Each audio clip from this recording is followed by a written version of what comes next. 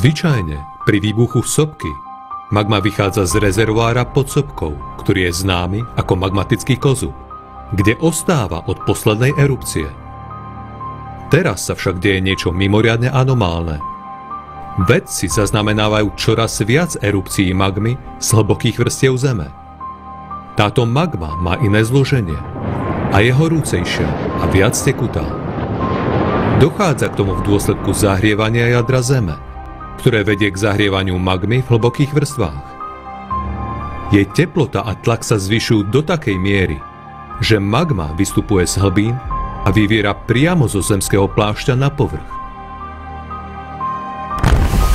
Viete si predstaviť, koľko energie potrebuje magma, aby prekonala takú veľkú vzdialenosť a vystúpila na povrch s takým silným tlakom?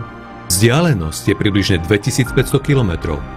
To znamená, že má silu a energiu na takýto výstup. Práve tento druh hlbinnej magmy je spúšťačom erupcií supervulkánov.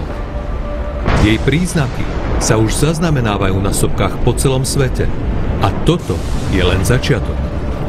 Čoskoro budú sopečné erupcie po celej Zemi ešte ničivejšie a katastrofálnejšie.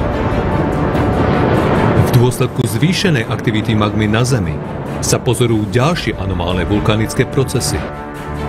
Napríklad v roku 2019 sa objavila nová podmorská sopka Mayotte pri pobreží Madagaskaru. Tam, kde sa nikdy predtým žiadna sopka nenachádzala. Zvyčajne vznik novej sopky trvá 10 ročia alebo aj 100 ročia. Teraz však stačil 1 rok na to, aby sa v kôre hrubej 80 km vytvoril nový magmatický kanál.